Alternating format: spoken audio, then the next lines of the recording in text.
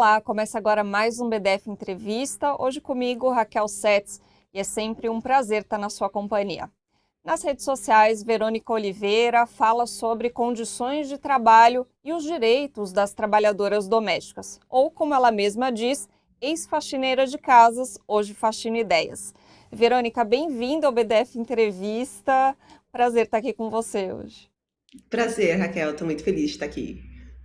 Conta um pouquinho da sua trajetória, como que você virou criadora de conteúdo, em que momento você decidiu falar sobre essas coisas na internet?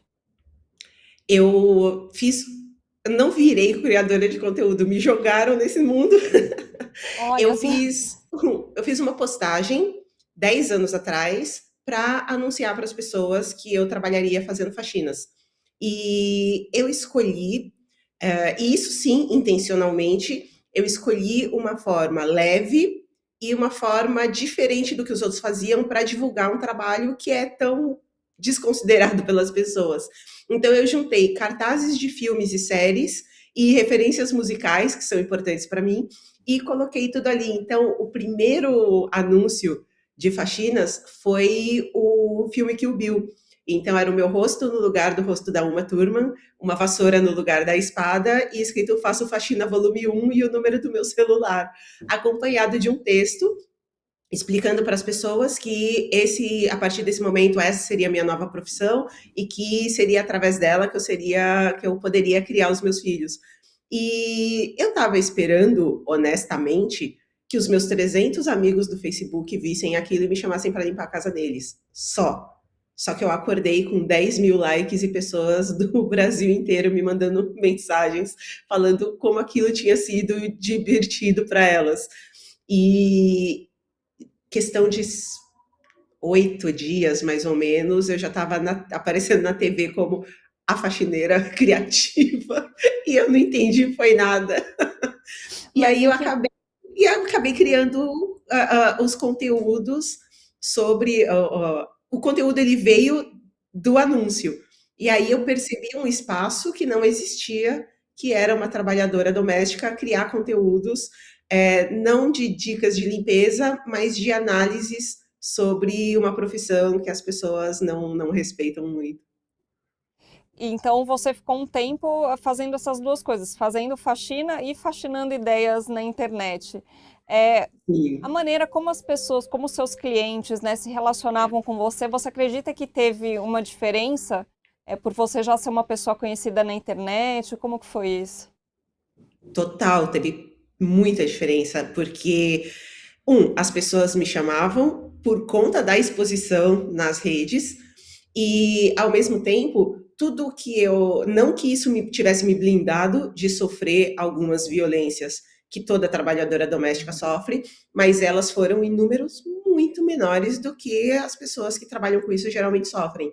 Então, por exemplo, se eu fiz mais de 200 casas nesses anos que eu trabalhei. E eu posso contar, sei lá, nos dedos das duas mãos quantas pessoas me trataram extremamente mal de forma violenta. Então é um número muito inferior ao que as outras pessoas, da que as outras pessoas vivem na realidade. E ao mesmo tempo, eu acho que eu consegui criar uma narrativa de mostrar esse outro lado de como é que a gente quer ser tratada e aonde as outras pessoas estão errando, aonde os clientes erram na hora de lidar com um prestador de serviços. E às vezes da coisa mais óbvia do mundo até coisas muito mais sérias, as pessoas elas de fato não entendem a necessidade de se respeitar alguém que está prestando um serviço para você. Uhum. E você acredita que esse seu trabalho na internet está ajudando realmente a faxinar ideias? Você tem retorno, né? Como que é o retorno das pessoas? Conta um pouquinho pra gente. Assim que eu comecei a ter essa resposta das pessoas, eu fui entendendo a importância. Até então, eu não considerava a criação de conteúdo para as redes um trabalho, eu não via como um trabalho, eu não entendia como funcionava e eu não tinha a noção do impacto. Até a primeira mensagem, que foi de uma trabalhadora doméstica que tinha vergonha de contar para as pessoas quando ela se apresentava, ela jamais dizia que ela era trabalhadora doméstica, e ela sofria com os comentários dentro da própria família. Então, uma irmã dela é professora, a outra é enfermeira. Ela ganha mais do que as irmãs, ela tem um padrão de vida melhor do que as irmãs, mas ainda assim a mãe dela falava para ela que tinha vergonha dela. E ela falou assim: só a partir do momento em que eu vi alguém falar do nosso trabalho com tanto respeito e com tanto carinho, eu entendi que o meu trabalho é importante. Aí caiu a minha ficha de falar: poxa, tem uma coisa importante acontecendo aqui, eu preciso trazer. Porque no começo eu falava: eu não quero ser representante de nada, não, não quero, não quero, não quero, não tô carregando bandeira nenhuma, eu só tô aqui limpando minhas casinhas e fazendo post. Mas com o tempo eu percebi que era importante trazer essa consciência para as pessoas. E aí eu brinco também que a história que eu amo muito é a do adolescente que, acho que ele tinha 15 anos, um menino de 15 anos. E ele falou que estuda na mesma escola desde o do primário e que os funcionários são os mesmos. E ele não tinha nenhum tipo de consideração pela funcionária que limpava a escola e que ele jogava a embalagem do que ele comia no chão porque ele dizia que ele estava dando emprego para ela. E aí ele não sabia o nome dela. Ele falou: eu tô aqui desde pequeno e eu não sabia nem o nome dela. E depois de começar a te seguir, eu passei a tratar ela com mais respeito, nunca mais joguei lixo no chão e eu sei o nome dela. Então eu consegui entender que é uma faxina de ideias, é conseguir transformar a realidade pequenininha. Eu falo: não, não vou transformar, não vou causar uma transformação no mundo. Mas eu mudei a cabeça de um adolescente, e isso para mim tem um valor muito grande. Nossa, com certeza. Não, e essa questão da desvalorização, né, do trabalho doméstico é muito forte, né? Inclusive, tem gente que nem fala, a moça que me ajuda lá em casa, né? Nem chama de É a tia da trabalhadora. limpeza. Exatamente. A gente não tem nome, a gente não tem identidade, e eu acho que esse foi o grande primeiro insight que eu tive trabalhando com limpeza. As pessoas imediatamente falavam: nossa, você não tem cara de faxineira. Então existe um imaginário popular de que é uma senhorinha sem instrução que anda com uma sacolinha de supermercado a tiracolo. E não é nem de longe. E uma coisa que me pegou muito foi uma vez que me disseram que eu. Porque eu escuto punk rock, e aí falaram: isso não é música de faxineira. Gente, O que é uma música de faxineira, pelo amor de Deus? é Então, verdade. são estereótipos que criam e que, quando alguém aparece fora dele, causa um espanto mesmo. E eu gostei muito de. E hoje eu vejo, depois de tantos anos, a quantidade de criadores de conteúdo que fazem um trabalho nesse sentido de buscar a valorização, de buscar a conscientização das pessoas, me deixa muito feliz, porque realmente abriu um caminho para que outras pessoas viessem buscar pela mesma valorização. Eu lembrei agora de uma página que tinha no Facebook, na época, né, que todo mundo usava bastante Facebook, isso mais de 10 anos atrás, que era a Preta Rara. Ela contava, Sim, né, ela trazia relatos de empregados, alguns relatos bem chocantes, inclusive, né? sim. Eu até brinco que a gente é meio que o contraponto uma da outra, porque os conteúdos dela vinham das experiências ruins e os Uhum. meus vinham de experiências boas. Então eu tinha ali o meu, e era Facebook, né, 10 anos atrás, era a questão de eu postava o antes e depois da limpeza, eu postava e tinha a sessão que eu achava maravilhosa, que era a foto com o cliente. E aí, às vezes eu ia lá, terminava a minha faxina, fazia tudo, me arrumava, aí quando eu já estava pronta para pegar minha bolsa e ir embora da casa da pessoa, eu falava: vamos tirar uma selfie para eu postar? E aí a pessoa falava: ai, eu achei que eu não era digna de aparecer na sua página. E aí tinha essa coisa de criar mesmo uma conexão, de criar. Hoje, até brinco, faz 5 anos que eu não faço mais faxina. Eu tenho contato com muitos desses clientes, de continuar conversando, de frequentar a casa de alguns. Então, criou-se mesmo uma conexão com essas pessoas. Muitas delas me ajudaram a chegar onde eu estou hoje, porque elas me ensinaram a trabalhar nas redes sociais por conta do anúncio viralizar na internet. Eu fiz muita faxina para outros criadores de conteúdo, para publicitários, para jornalistas, então pessoas que me ensinaram a trabalhar e a aprimorar o meu conteúdo nas redes para que ele alcançasse mais pessoas, e aí as coisas foram seguindo numa crescente e que eu consegui fazer com que o meu conteúdo chegasse cada vez mais a mais pessoas. Uhum. Queria comentar com você alguns casos que aconteceram recentemente, que você inclusive comentou, né, na sua página. Um deles é daquela mulher em Fortaleza, uma mulher de 62 anos, que há 55 anos é escravizada por uma família. Pegaram ela criança e ela trabalhou sem nunca ganhar salário. Enfim, esse é mais um caso, né? Vira e mexe aparece um caso igual, e esse caso específico, ela voltou para a casa dos patrões, né? Já aconteceu um outro em Santa Catarina também, enfim. Você que conheceu, né, esse mundo, né, do emprego doméstico por dentro, quando você vê uma notícia assim, você fica chocada ou você fica triste, mas não 100% surpresa? Bom, eu venho de uma família de classe média e a coisa mais comum entre as famílias dos pais dos meus amigos tinha muita a menina que veio do interior ou que veio de não sei da onde, e aí a gente está ajudando ela.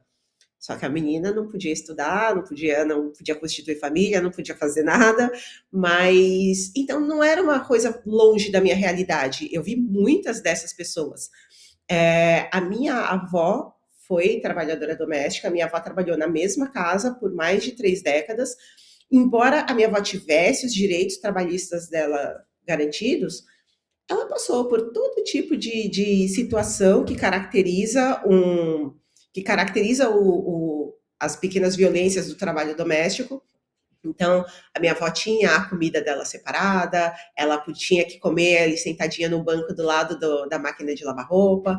Então, tinha todas essas questões. A minha avó, que trabalhou por mais de 3 décadas com a mesma família, criou os netos, os filhos da patroa dela. Então, eu considerava como se fossem meus primos, até, porque a gente tinha um relacionamento até próximo. E aí, por frequentar a casa e por ver de perto como eram as coisas, eu não entendia algumas questões até então, mas depois de crescer eu percebi quantas pequenas e às vezes grandes violências aconteciam dentro daquela relação de trabalho, onde a pessoa ela é impedida de comer a mesma comida. Inclusive, minha avó fazia a comida, mas não podia comer aquela comida. E aí eu pensava, bom, são coisas que ficaram para trás, ficaram nos anos 80 e 90. E aí eu vou trabalhar e eu percebo que eu não posso beber a água da casa da pessoa, eu tenho que levar a minha própria água. Então, eu não me surpreendo quando eu vejo essas coisas acontecerem. Eu vi um comentário em rede social que foi assim: agora estão acontecendo muitos casos. Agora? Não é agora. Então, eles sempre aconteceram, eles permanecem acontecendo. A diferença é que hoje a gente tem um pouco mais de estrutura. A gente tem um Ministério Público do Trabalho atuante, graças a Deus a gente tem agora de novo, e a gente tem alguma informação, não, às vezes a pessoa não sabe, então já me aconteceu de palestrar para uma turma de EJA, de alfabetização de adultos, e eu contando a minha história, uma pessoa veio me perguntar que a moça do prédio dela, uma das moças, não tinha os próprios documentos e não podia sair da casa. Ela falou: você acha que isso é trabalho escravo? Eu falei: meu Deus, moça, vamos conversar. Então a gente juntou ali e aí a gente juntou algumas pessoas, conseguimos formalizar uma denúncia e levar a denúncia para frente. Mas quanto mais a gente puder, e por isso que eu acho tão importante ter um espaço na internet para passar essas informações, porque às vezes a pessoa está vivendo uma situação que ela não entende que é trabalho análogo à escravidão. Então, é muito importante que a gente possa continuar disseminando a informação, de que a gente mostre para as pessoas, porque é isso, às vezes está próximo da gente. Quem vive nos círculos de classe média alta vai ver em algum momento algum caso. E Até aí classe média média, né? que É tem verdade. É. esse expediente de pegar uma menina de uma família Sim, numerosa e muito pobre, isso é com, né? exatamente. Então tá perto da gente, é só a gente observar e denunciar. Uhum. Essa coisa, né, que a pessoa não é nem um funcionário, diz que é da família, mas também não é, né? Cria um limbo ali que tudo pode acontecer, né? A pessoa É fica muito totalmente. impressionante que os filhos do patrão todos estudaram, mas ela que é da família não pôde ir para a escola. Muito É. interessante.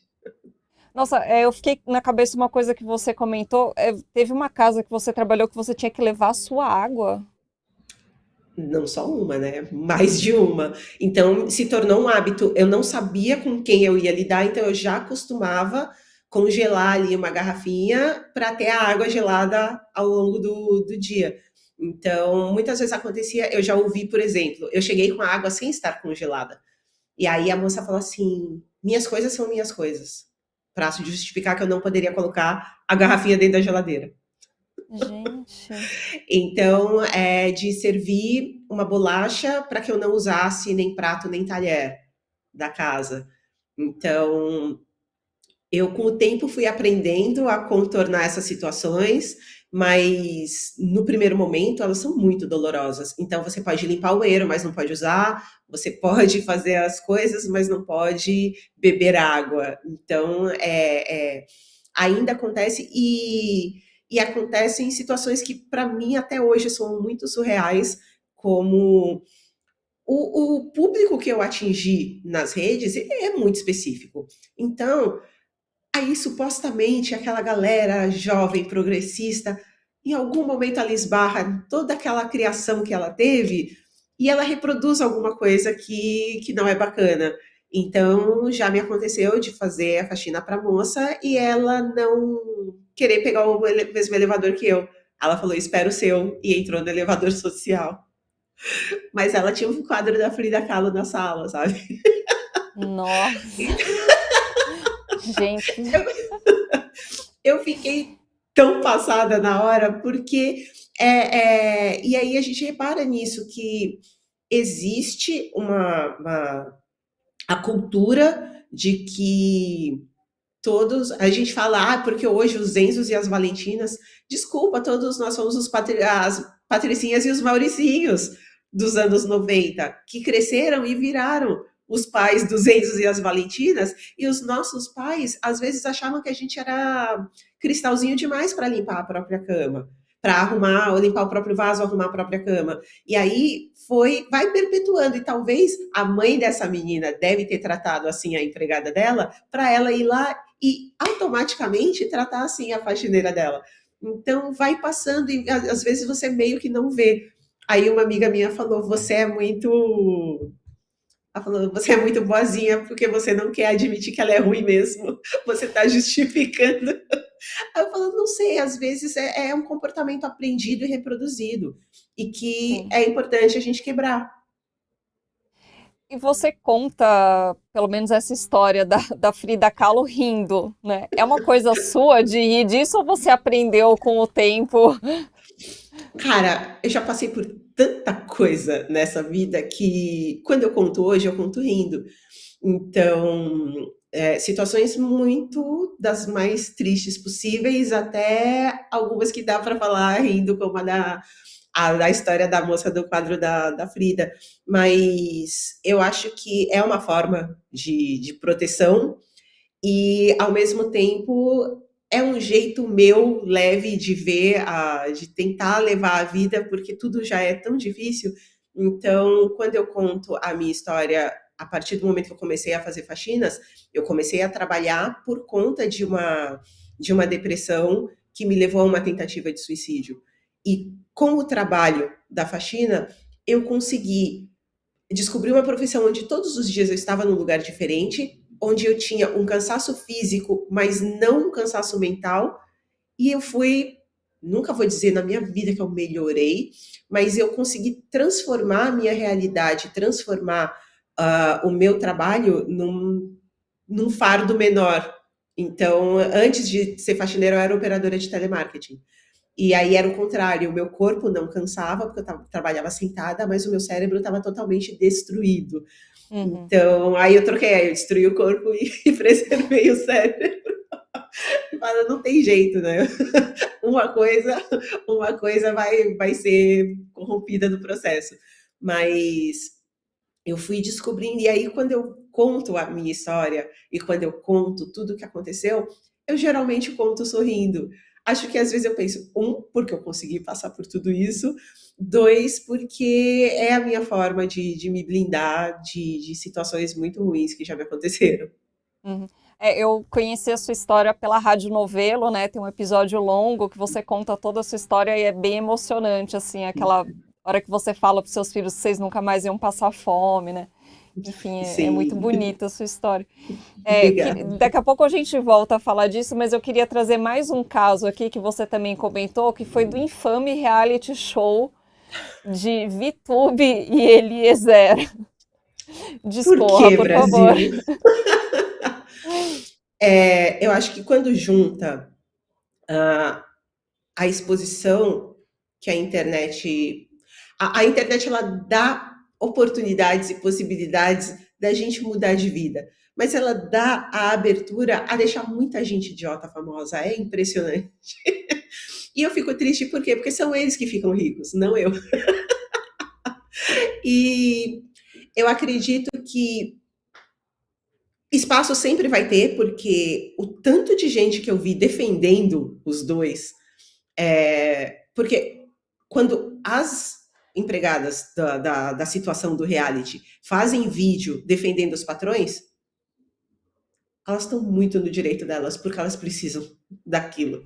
Elas não vão falar, poxa, estou sendo explorada, minha imagem está sendo explorada. Talvez elas nem entendam, elas não entendem a dimensão que é ter a sua imagem explorada num canal com milhões de seguidores. Elas não entendem a questão mesmo da exploração do uso de imagem. Então, é óbvio, essas pessoas não vão ser remuneradas por um trabalho de participante de reality, elas vão ali trabalhar na limpeza e ter como se diz, ai meu Deus, Elas tinham o pequenas acúmulo de função. recompensas, né? Então, eles vão Tinha ter o algumas acúmulo de pequenas função recompensas. em troca de pequenas recompensas. Então, elas não entenderam, o público entende aquilo como benevolência da parte deles. Olha como eles são incríveis e vão dar uma moto igual a que eles têm para elas, vão dar uma Depois de revirar o massagem. vaso sanitário, né? Exatamente. Então, o que eu percebo, por exemplo, dentro trazendo para minha realidade enquanto faxineira, me acontecia algumas vezes da pessoa deixar dinheiro escondido para testar. É o meu reality particular. Então, já me aconteceu, uma cliente deixou um punhadinho de dólar e euro em alguns lugares para ver se eu ia pegar ou não. E aí eu coloquei todos num montinho em cima da mesinha do lado da cama e deixei um bilhete dizendo que tinha encontrado aquelas notas. E aí ela teve a audácia de mandar depois no WhatsApp dizendo: Ah, eu deixei para ver se você ia pegar. Ah, que legal. Cara, é muito violento, né? Assim, Para saber. E aí, assim, eu deixei para saber se você ia pegar, para saber se eu poderia confiar em você para te chamar de novo. Aí eu falei: Então, querida, eu não quero ir de novo na sua casa. Verônica, e agora você está 100%, né, focada aí na criação de conteúdo, mas também não é uma vida fácil, não é todo mundo que cria conteúdo que é a Virgínia ou a VTube, né? A maioria das pessoas é, rala bastante. Inclusive, você usou um termo ali que eu achei muito legal, que é a sevirologia. Conta um pouquinho, então, do seu dia a dia agora como criadora de conteúdo. Hoje eu faço basicamente eu vivo da minha criação de conteúdo e de palestras.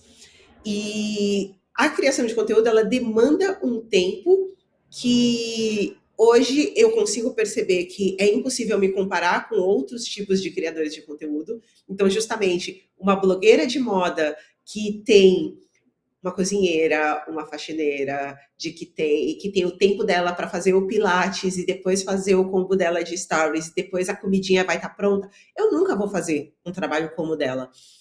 Eu nunca vou chegar no número de seguidores que um perfil de humor tem.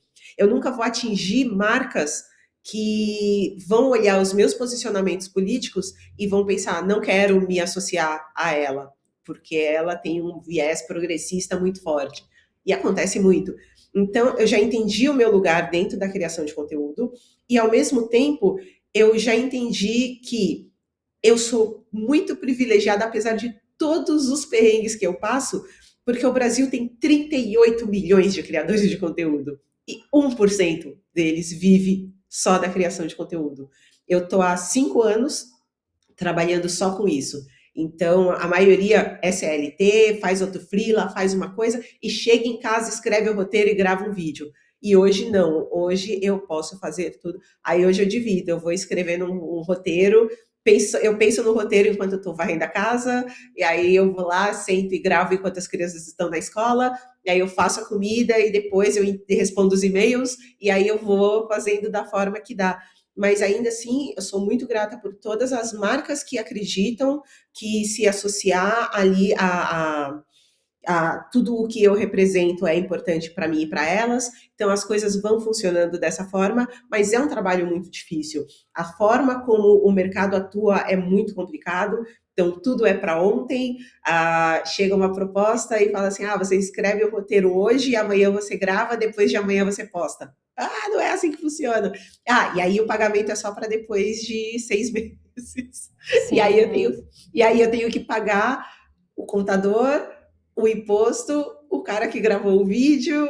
É muito surreal. É um mercado muito precarizado. E aí eu brinco que eu falo, gente, eu fui operadora de telemarketing, faxineira e criadora de conteúdo. Os três são precarizados em diferentes níveis, mas todos são. Então, não é como se agora ela é incrivelmente chique porque a marca mandou uma cesta de chocolate para ela. Tá, não é isso que vai pagar meu boleto. Eu não vou chegar no caixa do mercado e falar, me dá 15 pãezinhos e tome este chocolate em troca.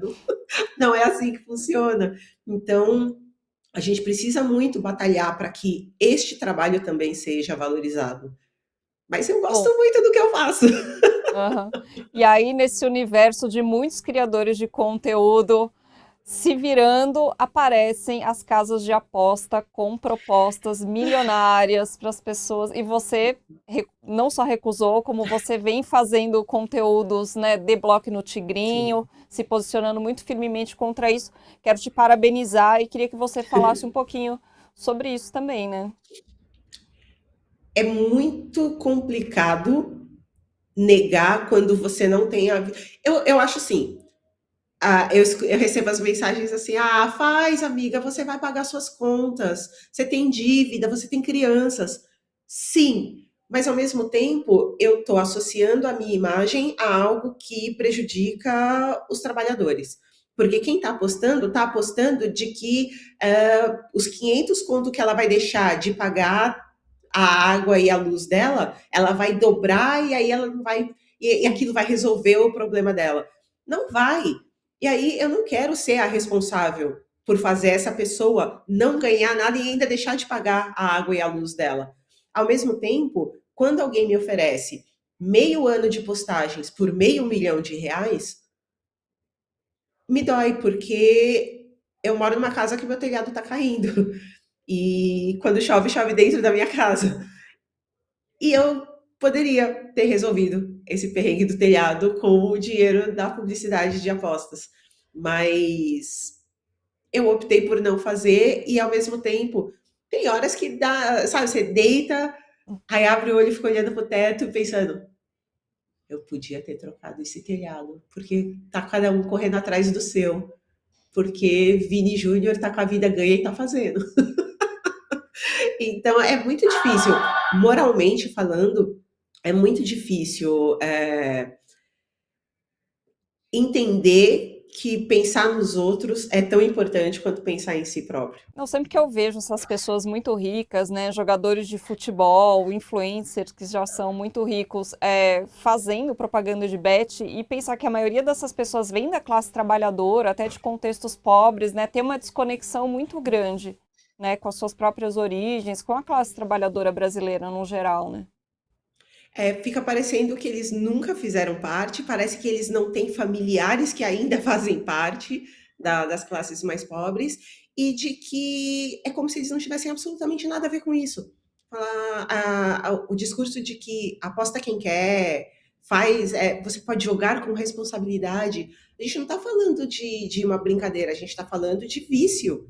Então, não é como se você falasse, a partir de agora não vou mais. Não é assim que funciona. É uma questão hoje, inclusive, de saúde pública. Eu vi que o SUS está com tratamento para ludopatia, que é o vício em jogos.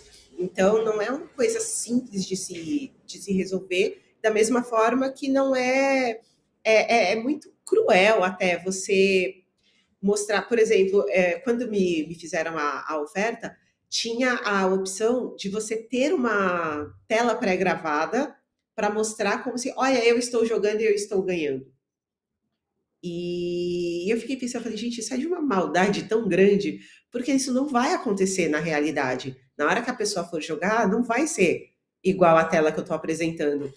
Então, uma desconexão muito grande com a realidade pensar que cabe. É isso, não cabe uma escolha à pessoa. Ela não está fazendo aquilo, tipo, ou vou apostar um dinheiro que está aqui sobrando. Não está sobrando, não tem trabalhador que fale que o dinheiro está sobrando. Então, é uma coisa muito difícil de aceitar. Verônica, queria comentar com você também a questão da escala 6 por um. Você contou que chegou, né, a trabalhar na escala 6 por um, foi na época do Do telemarketing. telemarketing, sim. E qual que é a importância, né, dessa discussão e da gente ter uma escala 5 por 2 regulamentada aqui no Brasil? Eu trabalhei por muitos anos na escala 6 por um e é tão interessante que ficou introjetado na minha mente que quando eu comecei a fazer faxina, eu trabalhava na escala 6 por um também, porque era o que eu conhecia. E aí, com o tempo, eu mudei para 5 por 2, depois mudei para 4 por 3 com o passar do tempo. E eu percebi que, por exemplo, no momento que você está vivendo, você sabe que aquilo é prejudicial para você, mas ao mesmo tempo você aceita por N motivos. Mas hoje, quando eu paro para pensar quantos eventos da escola dos meus filhos eu não pude participar, quantas vezes eu trabalhei em telemarketing em atendimento de saque, que é 24 horas, e eu sempre trabalhei à noite, das 6 à meia-noite, porque eu pegava pouco trânsito.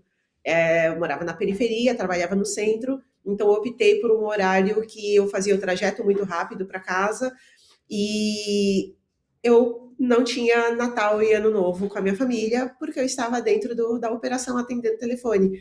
Então, só depois que você está longe e olha para o que aconteceu e fala, cara, eu perdi muito do que era importante para mim em, em troca de um trabalho que não me valorizou em nenhum momento.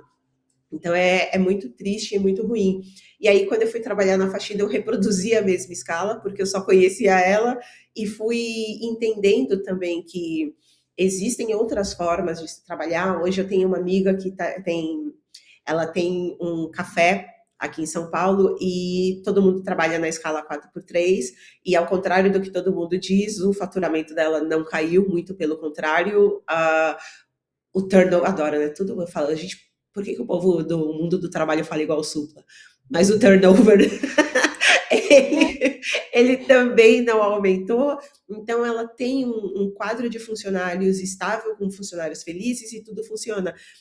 E a mentalidade do povo é de que, mas aí vai fechar no final de semana? Gente, chama escala por um motivo, não quer dizer.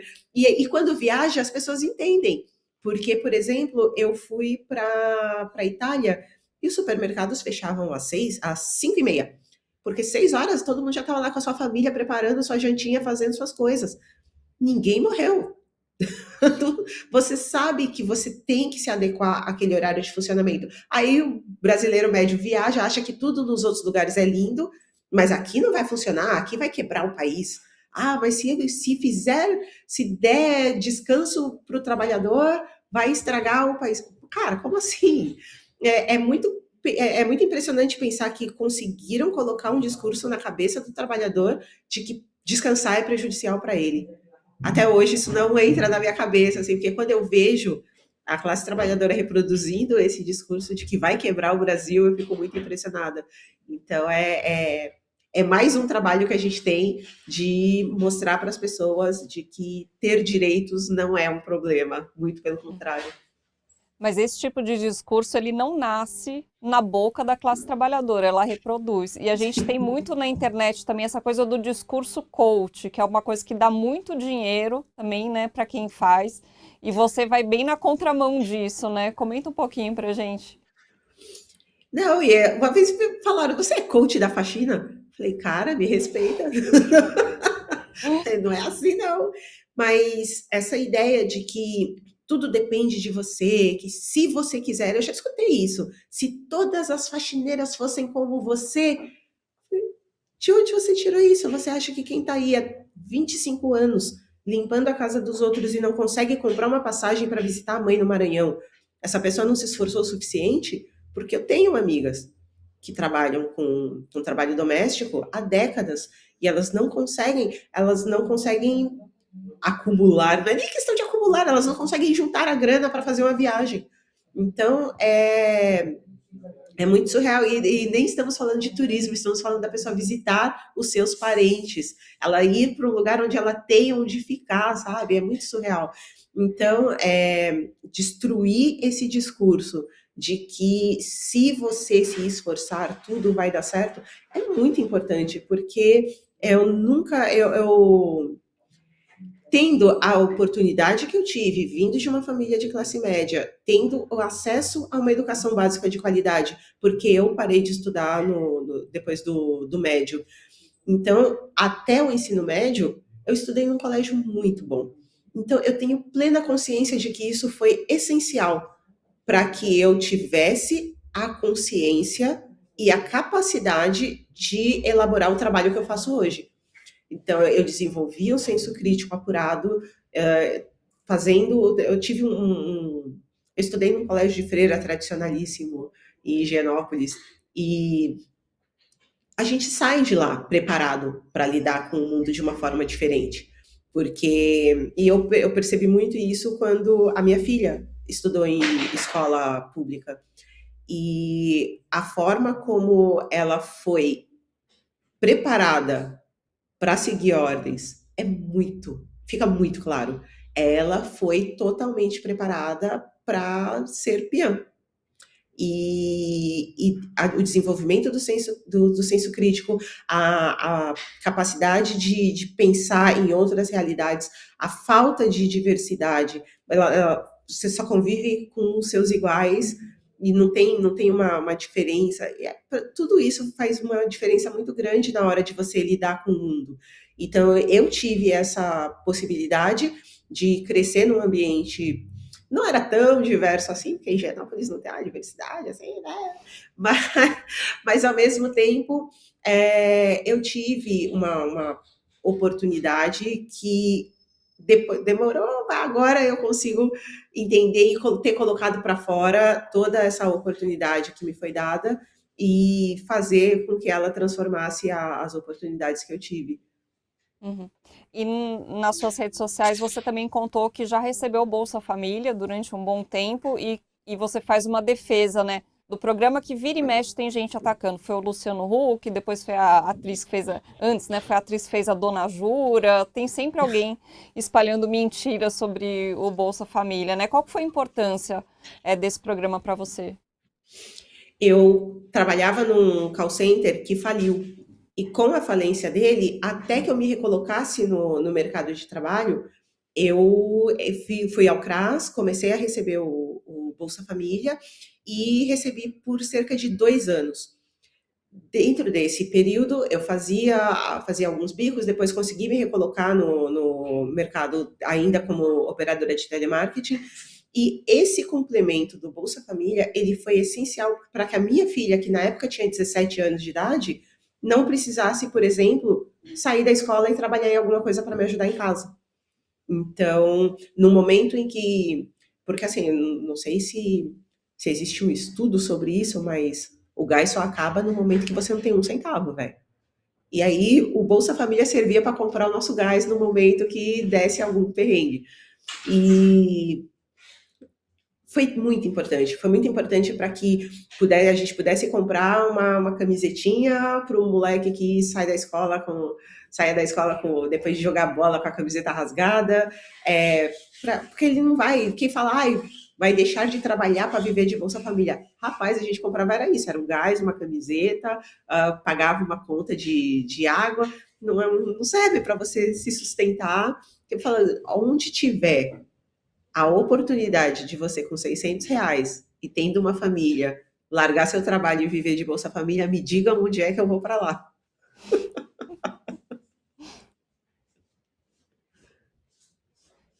Verônica, obrigada pelo papo. O que que você tem em mente aí? Tem algum projeto? Tem alguma palestra já na agenda? O que que vai acontecer em breve?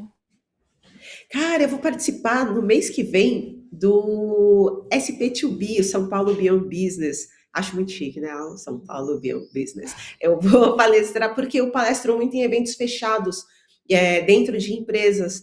E essa é uma das raras oportunidades em que eu vou participar em um evento aberto e estou bem feliz com a possibilidade das pessoas poderem ir. Vai ser no Parque de Ibirapuera e eu estou planejando, preciso só aquietar 3 filhos e boletos atrasados para poder sentar e escrever um novo livro, que a ideia já está pronta, está tudo pronto, só falta sentar e escrever. É livro de ficção ou de autobiografia? É o quê? Poesia?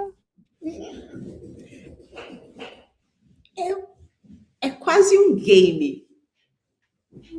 Hum, É quase um game que vai ajudar as pessoas a serem adultos funcionais.